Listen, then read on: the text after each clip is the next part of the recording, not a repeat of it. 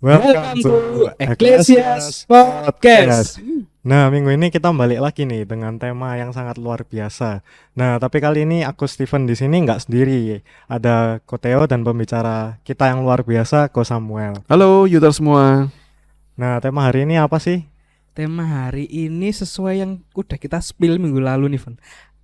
Apakah Allah bisa gagal? Waduh, pertanyaannya. Ada lagunya sih ya, setahu saya. Dia tak pernah gagal. Yesus. Sudah terjawab oleh lagu. Iya. Tapi kita masih bertanya. Waduh. Berarti kita tutup aja podcast kali ini. Oke, see you next week. Enggak, guys. Oke, lanjut, Van. Nah, kita sebagai manusia ini kan tidak semuanya diciptakan dalam tanda kutip sempurna. Nah, banyak orang yang bilang itu adalah sebuah kecelakaan atau sebuah kegagalan. Salah satu topik yang banyak dibahas dan akan selalu menjadi pembicaraan yang sulit adalah LGBT. Nah, kalau saya baca sendiri, menurut Panduan Kesehatan Mental DSM-5, itu orientasi seksualitas yang berbeda bukanlah sebuah kelainan mental atau penyakit. Namun kebanyakan orang, terutama orang di gereja, mengatakan ini adalah sebuah penyimpangan. Menurut Ko Samuel sendiri gimana sih? Iya, ini memang isu yang lagi hits kali ini ya, tentang LGBT, dan saya pikir ini akan hits, lebih hits lagi beberapa tahun mendatang, karena kalau kita lihat gelombangnya ini sudah terjadi sekitar beberapa belas tahun yang lalu di dunia barat.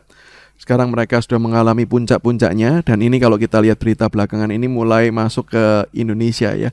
Jadi ini kelihatannya baru gelombang pertama, dan akan muncul gelombang-gelombang berikutnya sih dari gerakan-gerakan LGBTQ, dan ini semakin panjang sih singkatannya, itu ada plus-plus-plusnya gitu ya, semakin panjang. Nah, cuman mungkin Yuters sebelum masuk ke dalam topik tersebut, tadi Steven sempat mengatakan bahwa Tuhan, kita tahu bahwa Tuhan itu tidak menciptakan kita secara sempurna. Nah, itu mungkin yang dimaksudkan gini kali ya. Kita ngelihat bahwa ada kondisi-kondisi yang tidak sempurna di sekitar kita. Tapi bukan berarti Tuhan tidak menciptakan kita secara sempurna loh. Karena Tuhan itu tidak pernah bisa menciptakan sesuatu lebih kurang dari yang terbaik. Jadi bahkan Tuhan tidak pernah memberi yang cuman baik, karena Dia selalu memberi yang terbaik. Sehingga saya percaya bahwa Tuhan itu tidak mungkin menciptakan manusia tidak sempurna. Nah, kalau ditanya, loh, tapi buktinya faktanya ada tuh orang cacat lah, orang yang disable lah gitu ya. Nah, itu terjadi bukan karena Tuhan menciptakan kurang sempurna. Tapi kita perlu tahu bahwa Tuhan kan sekarang menciptakannya kan bukan seperti Adam dan Hawa lagi kan, dari debu dan tanah dibentuk dengan tangannya sendiri, tapi kan melalui proses natural alam yang Allah pilih dan Allah tetapkan. Dan kita tahu bahwa alam ini sendiri sudah rusak oleh karena faktor dosa, sehingga kecacatan itu terjadi, faktor-faktor fisik itu ada autisme dan mental yang lemah itu terjadi bukan karena Allah gagal menciptakan manusia, tapi karena memang di dalam dunia yang sudah jatuh dalam dosa ini, keberdosaan manusia yang juga mempengaruhi seluruh alam ciptaan ini menyebabkan memang hal tersebut merupakan kondisi yang wajar terjadi. Nah, perhatikan kalimat saya, justru orang-orang yang cacat, orang yang hidup menderita di dalam dunia yang rusak itu wajar.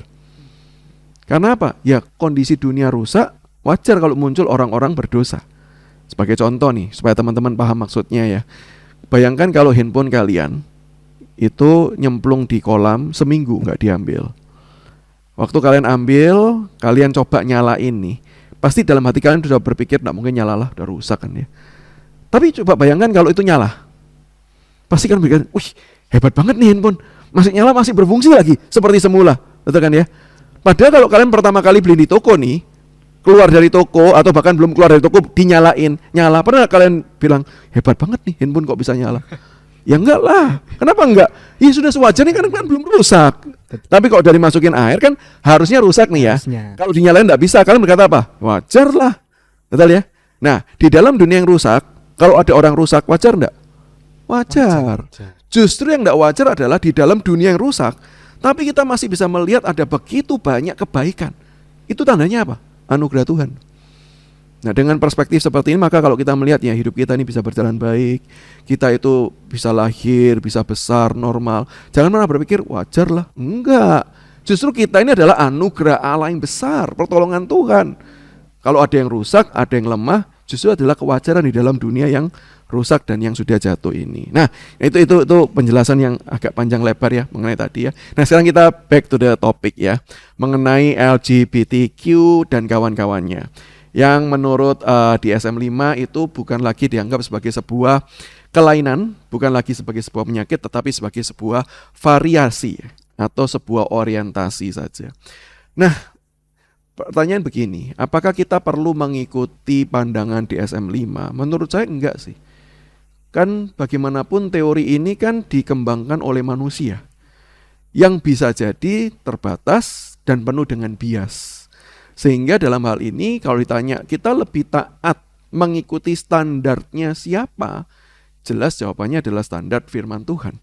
Bukan standar yang manusia ciptakan berdasarkan kondisi yang mereka amati, penuh dengan keterbatasan dan kebiasaan.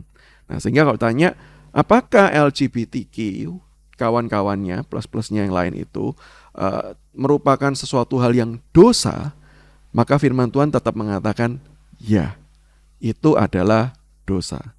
Karena pada mulanya Allah menciptakan laki-laki, gendernya jelas, dan perempuan. Dan mereka lah yang kemudian diberkati untuk dipersatukan di dalam pernikahan, di mana seksualitas terlibat di dalamnya. Sehingga sejak dari mulanya Allah sudah menetapkan dua gender untuk kemudian bisa berelasi seksual untuk memenuhi mandat dan panggilan Tuhan bagi seluruh ciptaan yang lain. Sehingga di dalam hal ini saya tetap yakin dan percaya sebagaimana pengajaran Alkitab. Dan bukan cuma sekedar dari Kejadian pasal 2 itu saja. Kalau kita lihat perkembangannya ketika manusia sudah ada dosa homoseksual yang juga tercatat di dalam Alkitab, itu juga merupakan gambaran deskripsi yang digambarkan dengan narasi negatif. Yang berarti penulis Alkitab yang diinspirasikan oleh Roh Kudus melihat bahwa itu merupakan sebuah penyimpangan dan dosa di mata Allah. Sehingga dalam hal ini saya tetap percaya bahwa LGBTQ++ merupakan sebuah tindakan manusia berdosa dan keputusan yang berdosa di hadapan Tuhan. Oke, nah menyambung untuk pertanyaan selanjutnya. Beberapa orang mengatakan bahwa mereka yang lahir dengan orientasi seksual merasa bahwa mereka adalah sebuah kesalahan. Beberapa juga mengatakan mereka berdoa setiap saat agar Tuhan bisa menggantikan seksualitas mereka. Apakah ada penjelasan mengenai kenapa Tuhan menciptakan orang dengan seksualitas yang berbeda, dan apakah Tuhan bisa salah membuat gender manusia? Oke, nah ini pertanyaan kompleks yang kita coba perlu kritisi pelan-pelan ya. Tadi ditanyakan bahwa ada orang mengatakan mereka lahir dengan orientasi seksual yang berbeda nih. Berbeda ya. Mereka merasa harusnya aku nggak gini nih. Iya. Aku harusnya berbeda. Nah, pertanyaannya pertama-tama adalah begini. Kok kamu tahu bahwa harusnya kamu nggak begitu? Nah, ini pertanyaan yang perlu dijawab dulu nih. Orang mengatakan ini, aku harusnya nggak cowok nih. Aku harusnya cewek. Loh, kok tahu harusnya itu loh? Yang menjadi standar harusnya ini siapa nih? Gitu loh. Nah, ini yang perlu dijawab dulu. Kalau dia mengatakan, ya perasaanku mengatakan demikian. Oke, enggak apa-apa sih. Perasaan tuh kadang-kadang memang menjadi sebuah tanda juga. Cuman pertanyaannya adalah perasaan ini perasaan yang objektif atau perasaan yang subjektif. Karena kita harus jujur mengakui kadang-kadang perasaan kita tuh sangat subjektif sekali. Perasaan kita bisa bersalah. Contoh sekedar ya, misalnya kita melihat perasaan kita tuh bisa menyimpang dan keliru. Kita lihat nih di transportasi umum nih, kalau kita misalnya naik transportasi umum yang bukan privat ya, jangan bayangkan yang ijo-ijo atau yang lain-lain tuh ya, yang pribadi-pribadi yang dijemputnya, tapi yang kita rame-rame nih naik bus gitu ya. Misalnya, terus kita kelihatan nih ada orang badannya cowok besar, bertato, tatonya tengkorak, jenggotan gitu ya. Terus kemudian kita ngerasa gini, pencopet gitu. Pertanyaannya, benar enggak dia pasti pencopet? Belum tentu loh. Belum tentu. Ini pengalaman teman saya, ketemu orang seperti itu, duduk di sebelahnya pula. Itu dompetnya udah dijaga tuh. Waduh. Tahu nggak? Justru dia menjaga, nggak dicopet. Pencopetnya ada di belakang. Wah, jadi belum tentu loh perasaan kita itu benar. Betul ya? Jadi dalam hal ini kita perlu bertanya lebih lanjut. Kalau memang perasaanmu mengatakan kamu bukan seperti yang seharusnya sekarang, pertanyaannya apa yang membuat perasaan itu adalah benar adanya? Nah, ini pertanyaan yang perlu dijawab nih. Dan ini pertanyaan yang akan menentukan benar salahnya dari mana. Nah ini kaitannya dengan tadi pertanyaan selanjutnya nih. Apakah Tuhan tuh tidak menciptakan keliru ya? Bisa enggak Tuhan menciptakan keliru? Loh, sebentar dulu nih. Kalau Tuhan menciptakan keliru, berarti kan Tuhan ini diukur berdasarkan sebuah ukuran nih ya. Sehingga kita bisa katakan salah, benar. Iya. Ya kan ya? Nah pertanyaannya, ukuran yang kita pakai buat mengukur Tuhan ini apa? Dan sebenarnya agak tidak konsisten loh. Kalau kita bilang Tuhan, berarti kita mengakui otoritasnya. Kita mengakui superioritasnya juga. Sehingga pertanyaannya, siapa kita bisa mengukur Tuhan? Kecuali kita mau turunkan derajatnya, dia bukan Tuhan. Dia jadi cuman sosok tertentu saja. Boleh sih, karena dia bukan yang tertinggi. Sehingga kita bisa memakai ukuran yang lebih tinggi dari sosok tersebut untuk mengukur dia. Sebagai contoh, kalau ada orang sekelas, dia paling pintar, bisa enggak kita mengukur dia ini paling pintar? Atau dia ini masih mungkin kurang pintarnya? Bisa, karena ada yang di atasnya dia. Sehingga kita bisa pakai ukuran di atas dia untuk mengukur dia nih. Nah pertanyaannya, kalau kita akui dia itu Tuhan, yang artinya sosok pribadi, pencipta, penentu, penguasa kehidupan, ukuran apa yang kita bisa pakai untuk mengukur bahwa dia itu benar atau salah? Bahkan kita tidak bisa mengukur Tuhan benar atau salah. Yang bisa terjadi adalah kita menerima tidak ukurannya Tuhan. Nah justru pertanyaannya harusnya begitu tuh. Bisa tidak kita menerima ketetapannya Tuhan? Sehingga kalau kembali nih pada pertanyaan, terus gimana nih dengan mereka yang ngerasa bahwa kok aku nggak seperti itu ya? Maka sebenarnya pertanyaan yang lebih tepat adalah, mungkin orang tersebut tidak bisa menerima ketetapannya Tuhan. Mungkin orang tersebut tidak bisa menerima keputusannya Tuhan. Karena faktor-faktor apapun, dan sekali lagi seperti minggu-minggu sebelumnya, ya yang paling akar utamanya adalah dosa. Walaupun saya tidak mengatakan orang berdosa pasti langsung link berikutnya adalah homoseksual, enggak loh ya. Ini pasti linknya banyak nih, panjang nih ya. Mata rantainya itu panjang, tapi akar utamanya apa? Jawabannya jelas adalah dosa. Nah, sehingga dalam hal ini saya justru mau mengatakan kita patut mempertanyakan ulang, kenapa kita bisa mengatakan bahwa kok saya enggak seharusnya demikian. Nah, ini apa penentunya dan bagaimana kita bisa mengetahui bahwa penentu itu pasti benar. Terus kalau orang berkata gini, loh kan ini hidup-hidup saya berhak dong menentukan diri saya sendiri. Oh tunggu dulu, bahkan keberadaan kita nggak ditentukan oleh kita loh. Kita bisa lahir, emang kita menentukan kita mau lahir? Enggak kan. Bahkan kalau kita mengatakan gini, orang tua kita yang menentukan, belum tentu juga. Saya nggak setuju sih orang tua kita tuh yang menentukan kita ini lahir. Karena orang tua kita, ibu kita ketika dia hamil, pasti terkejut kok. Mas, Pak, aku hamil, senang. Nah kalau nentuin kan ngapain terkejut sendiri kan? Betul ya? Misalnya saya ketik nih A gitu ya. Masa saya terkejut, muncul A lu? Kan gak mungkin dong gitu kan ya. Nah kalau orang tua itu bisa terkejut karena kehadiran kita, pasti bukan karena quote and quote, itu murni maunya mereka.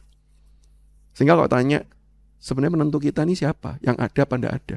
Jawabannya Tuhan yang menciptakan kita. Sekali lagi ya, kalau kita mau membatasi, batasan kita adalah pada topik orang Kristen atau orang yang percaya Tuhan membahas hal ini. Karena ini kalau sudah ngomong soal ateisme, beda lagi nih. Cenderungan jawabannya bisa beda lagi dan bisa panjang lagi nih ya. Jadi kalau kita batasi, kalau kamu memang percaya kamu diciptakan, maka kamu tidak bisa mengatakan, ya ini hidup-hidupku, sehingga aku bebas maunya apa. Loh enggak, hidup kita ini ditentukan ada oleh seorang sosok penentu, yang itu adalah Tuhan. Sehingga yang terjadi harusnya kita tanya, maunya Tuhan apa? Oke, berarti mungkin orang yang masih menanyakan kok kenapa aku berbeda, berarti dia belum bisa menerima ketetapannya Tuhan gitu ya. Iya, kan harusnya begitu. Kalau Tuhan sudah, misalnya contoh nih ya, Tuhan menciptakan orang dengan secara biologisnya nih, laki-laki. Betul ya, secara biologis kelihatan ada tanda-tandanya jelas laki-laki. Terus dia berkata bahwa enggak, aku rasanya lebih cocok jadi cewek. Nah, penentunya apa? Wong Tuhan sudah menunjukkan tanda yang jelas kok. Laki-laki, ngapain kamu kok mau jadi cewek begitu kan ya. Nah kamu harus bertanya, kalau gitu perasaan saya ini dijustifikasi oleh apa? Apa yang bisa membuat saya berkata bahwa perasaan saya lebih benar daripada faktor biologi saya yang menentukan gitu. Oke, mantap, thank you. Oke, lanjut Van. Nah ya, tadi sudah dibahas kalau eksistensi kita sendiri itu sudah ditentukan oleh Tuhan. Nah, topik LGBT ini kan juga di Alkitab sudah beberapa kali membahas. Dan dalam konteks dunia saat ini, lebih ramai lagi soal masalah ini.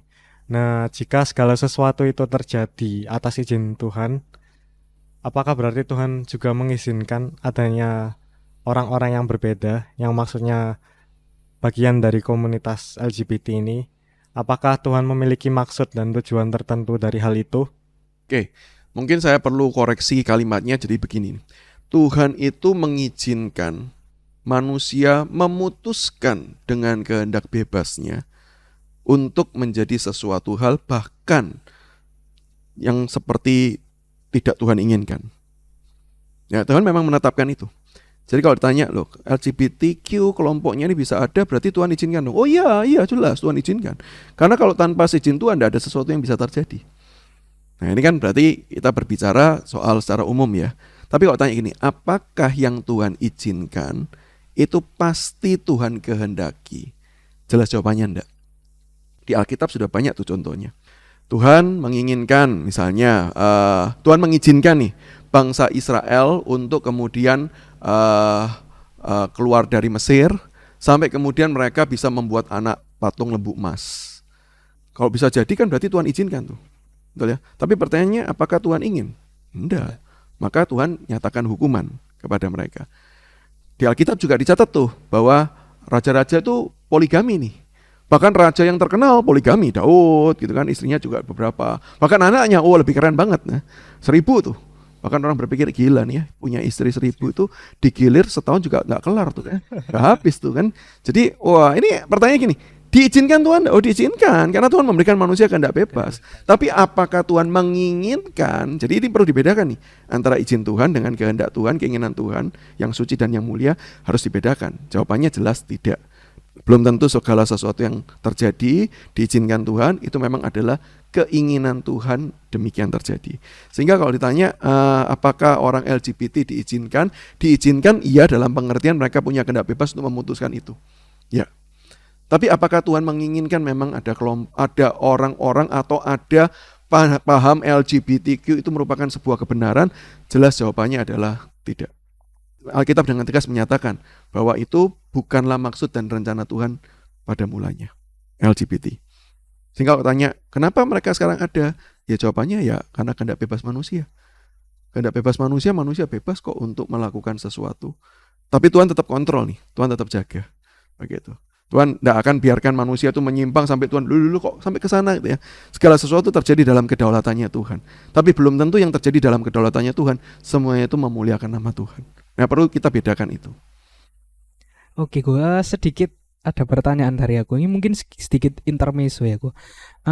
Untuk kasus LGBT, ya kita nggak bisa membantah bahwa ya kita sedang di dunia yang berdampingan dengan ya ini tadi LGBT. Dan mungkin kalau aku percaya di Indonesia belum ada nih gereja yang mengiyakan untuk pernikahan untuk sesama jenis. Aku mau tanya kok sedikit intermezzo untuk pandangan Ko Samuel nih untuk gereja-gereja di luar. Kan banyak nih ada yang melegalkan untuk pernikahan sesama jenis. Nah, ini gereja loh kok. Itu tanggapan Ko Samuel gimana kok? Iya. Jangan lupa gereja itu kan kumpulan orang-orang yang tetap hidup bergumul dengan dosa ya. Karena pendetanya juga masih bergumul dengan dosa, ya kan ya. Saya kan juga hamba Tuhan kan juga bergumul dengan dosa. Yang majelisnya juga bergumul dengan dosa. Sehingga dalam hal ini keputusan gereja tidak serta-merta mewakili keputusannya Tuhan. Gereja harusnya mencerminkan apa yang menjadi kebenaran Tuhan. Harusnya. Tetapi tidak setiap kali gereja itu pasti menyuarakan akan suara kebenaran Tuhan. Saya mundur ke belakang ya, supaya isunya jangan terkesan, ini ngomongin LGBT terus kok seru gitu ya, karena kita nih homofobik atau apa. Saya mundur dah, topiknya berbeda. Ada zaman-zaman di zaman dulu kala ketika gereja itu mendukung pada politik tertentu dan melakukan penindasan tuh secara ekonomi, secara politik kepada kelompok-kelompok masyarakat kecil dan mendukung para borjuis, orang-orang kaya. Apakah pada titik tersebut berarti gereja mewakili suara Tuhan? Enggak. Khotbahnya tiap hari Minggu menekan tuh, orang miskin mau protes, jangan protes. Tunduklah kepada pemerintah, tunduklah kepada penguasa. Padahal sebenarnya motifnya politis, bukan motif kebenaran. Apakah gereja mewakili Tuhan? Enggak. Sedikit lebih maju zamannya, kita tahu peristiwa yang menggemparkan dunia. seorang bernama Hitler. Di zaman itu kalau kita baca sejarahnya banyak loh gereja pendukung Hitler. Jangan bayangkan gereja semua bersuara, kita tolak Hitler. Enggak. Yang nolak ada. Contohnya Dietrich Bonhoeffer gitu ya. Seorang yang sampai dipenjarakan gitu kan. Tapi banyak enggak yang mendukung Hitler? Banyak. Bahkan barisan-barisan gereja pendukung Hitler itu adalah pada waktu itu. Ini gereja-gereja yang maju, terkenal. Tapi hari ini pertanyaannya, kita tahu enggak bahwa gereja itu salah? Tahu. Kan gereja tidak otomatis serta-merta menyatakan kebenaran Tuhan. Sehingga dalam hal ini kalau tanyai tanggapannya saya mengatakan ya memang bisa sih gereja memutuskan seperti itu.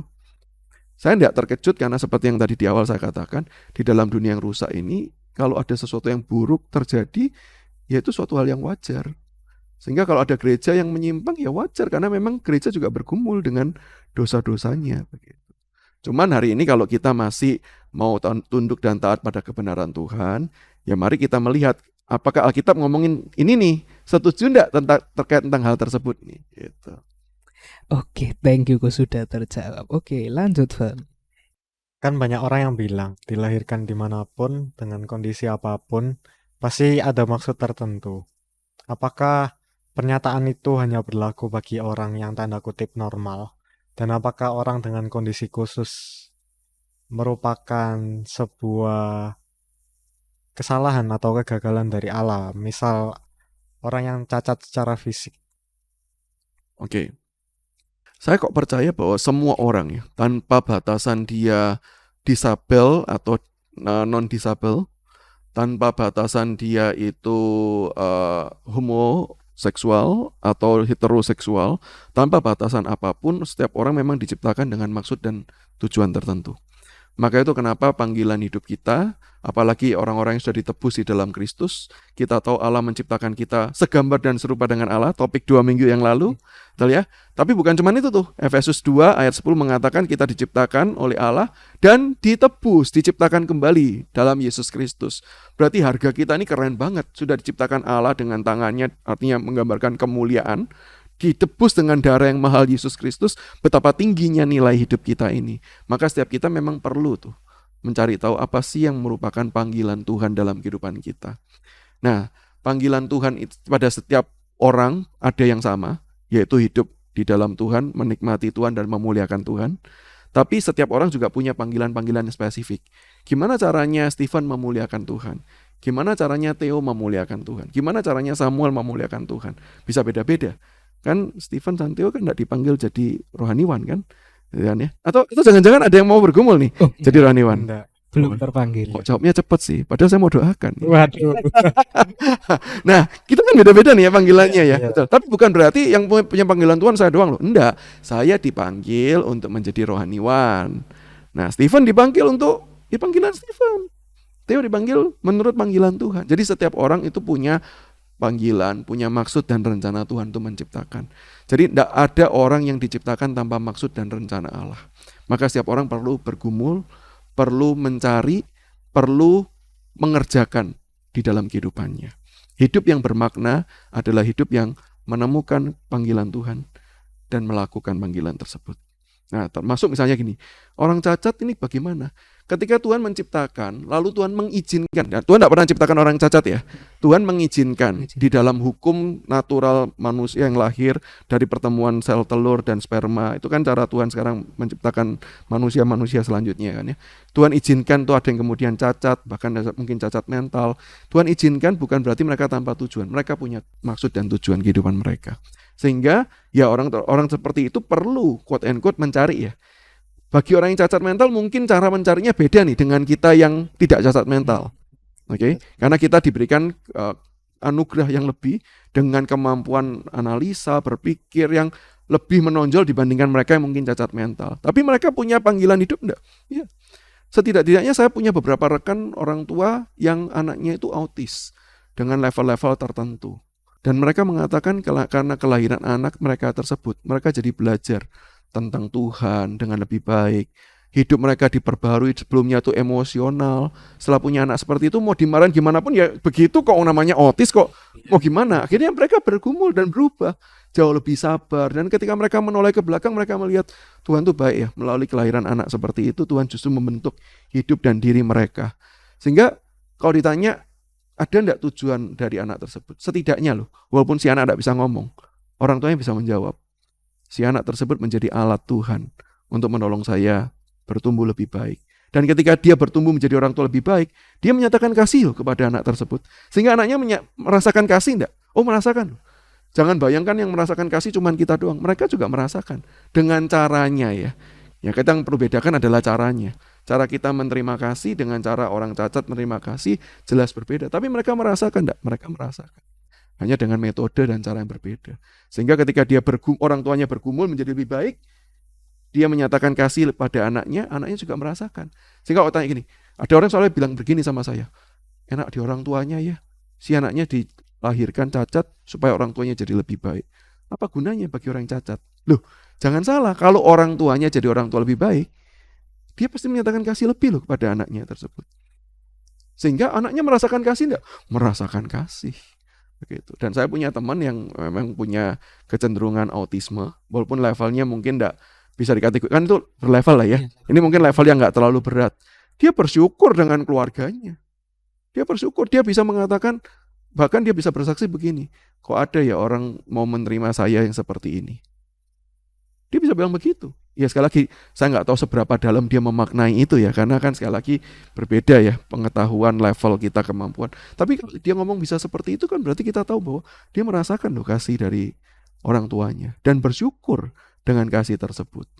Begitu. Jadi dalam hal ini saya kok yakin dan percaya tiap orang pasti punya maksud. Tuhan menciptakan dengan tujuan, dengan panggilan yang berbeda. Baik itu orang yang bisa dikategorikan normal, maupun mereka yang mungkin kita selama ini kategorikan sebagai cacat. Nah, mereka juga diciptakan dengan maksud dan tujuan Allah.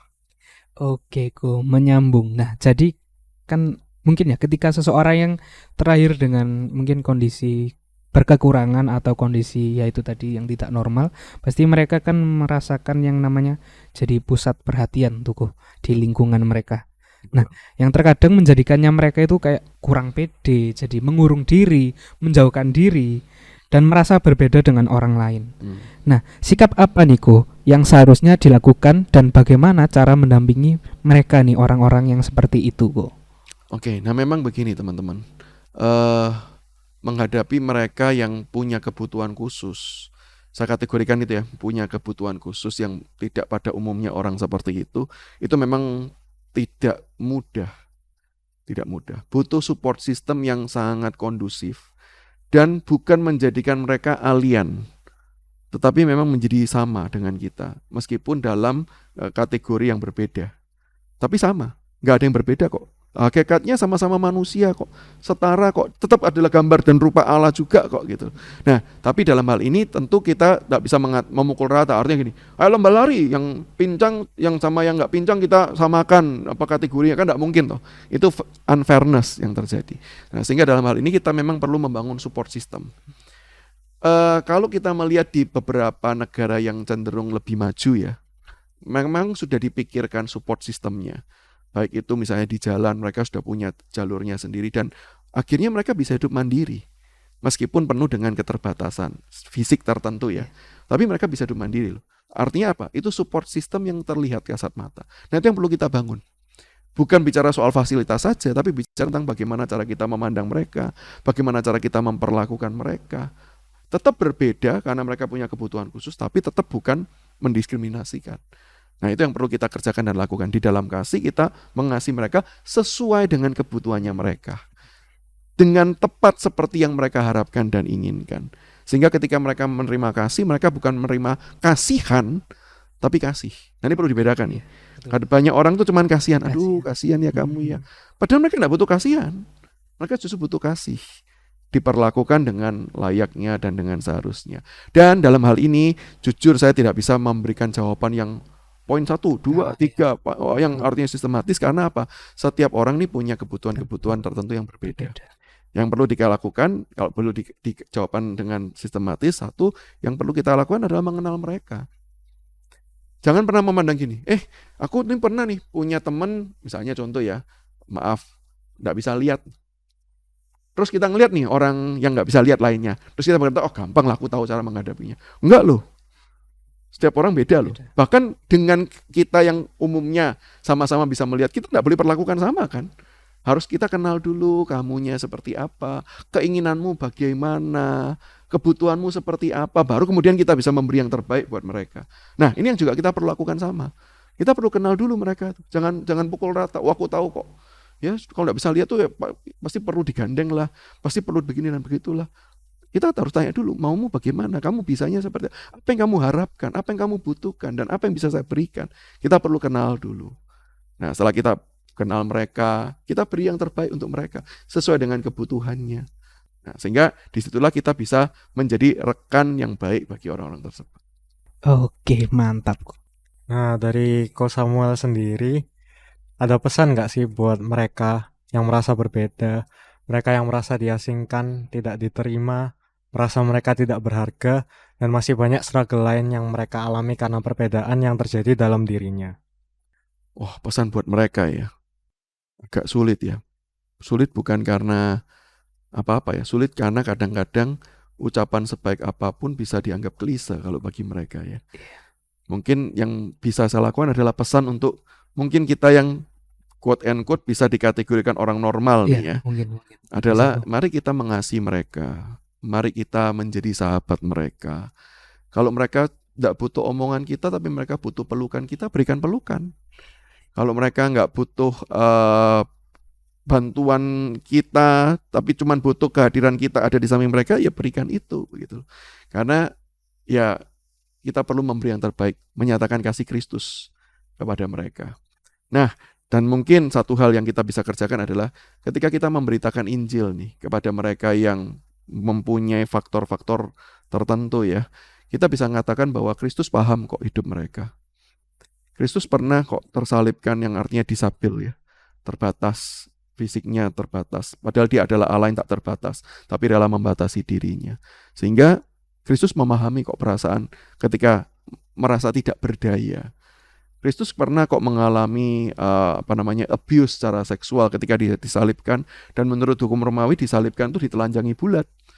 Ya, tidak seperti gambar-gambar atau film yang kita lihat ya, karena kalau film harus lulus sensor. Nah, kalau telanjang bulat kan kalau lulus sensor ntar jadinya kan. Jadi tidak seperti itu. Tapi Kristus pernah mengalami penganiayaan yang membuat dia terbatas, dan dia merengkuh keterbatasan tersebut di dalam dirinya. Nah, itu menjadi sebuah kabar baik bahwa di dalam Kristus dia bisa mengenal diri setiap orang yang terbatas, dan di dalam Kristus dia bisa menyatakan kasih kepada orang yang terbatas tersebut. Sehingga yang perlu kita lakukan adalah kenalkan Kristus. Karena yang bisa mengasihi dengan tanpa batas, dengan paling tepat, itu hanyalah Kristus. Jadi kenalkan Kristus bagi mereka. Oke, mantap kok. Mungkin dari sekian pembahasan yang sudah kita bahas dari awal pada topik apakah Allah bisa gagal sampai terakhir ini, apakah ada closing statement nih dari Ko Samuel? Oke, teman-teman Youters ya. Jadi berbicara mengenai orang-orang yang berbeda ya. Misalnya seperti tadi di awal dibahas mengenai LGBTQ++, ataupun juga mereka yang disabel. Jangan lupa kalau kita berbicara mengenai LGBTQ, saya mau mengatakan bahwa itu tetap dosa. Tapi bukan dosa yang terbesar. Karena saya percaya esensi semua dosa itu sama. Esensinya LGBTQ, esensinya dosa perjinahan, pornografi, esensinya dosa bahkan sombong, itu sama-sama menjijikan kok di mata Tuhan. Jadi LGBTQ tetap dosa, tapi bukan yang terberat. Dan Tuhan bisa memulihkan, dan Tuhan mau mengampuni. Sehingga selalu ada pengharapan bagi kita yang bergumul untuk bisa lepas mendapatkan pertolongan di dalam Kristus yang sudah mati, bangkit, dan menyatakan kemenangannya bagi setiap kita. Karena Kristus yang berkuasa pernah menjadi terbatas sehingga bisa merasakan keterbatasan manusia. Sehingga hari ini kalau mungkin ada teman-teman yang merasa aku kok terbatas ya, secara fisik, secara mental, aku kok tidak seperti orang yang lain ya. Kristus tahu pergumulan kita. Datanglah kepada Kristus untuk bisa merasakan kasih-Nya, untuk bisa merasakan akan anugerah-Nya. Sehingga pada akhirnya kita merasakan kekayaan di dalam Kristus, bukan keterbatasan. Amin. Amin. Oke, thank you Gus. Closing statement yang memberkati sekali kalau menurutku. Iya, sangat memberkati dan Oke, keren. keren banget. Oke, Van. Kita untuk podcast minggu ini sudah selesai nih, Van. Nggak kerasa kita sudah jalan 3 minggu, Van. Berarti tandanya minggu depan adalah minggu terakhir, Van. Kira-kira minggu terakhir kita akan bahas apa, Van? Untuk minggu depan. Untuk minggu depan kita bakal bahas soal Who You Say I Am. Who you say I am? Kira-kira bahas apa itu, Van, untuk tema minggu depan? Nah, sedikit sneak peek aja buat tema minggu depan, kita bakal bahas soal penyebab seseorang tidak dapat menerima dirinya sendiri dan bagaimana kita harus bisa berdamai dengan diri sendiri. Nah, bagi teman-teman yang susah untuk berdamai dengan diri sendiri, dengerin podcast minggu depan. Oke. Yang kepo dengerin aja podcast minggu depan. Oke. See you next week and bye bye.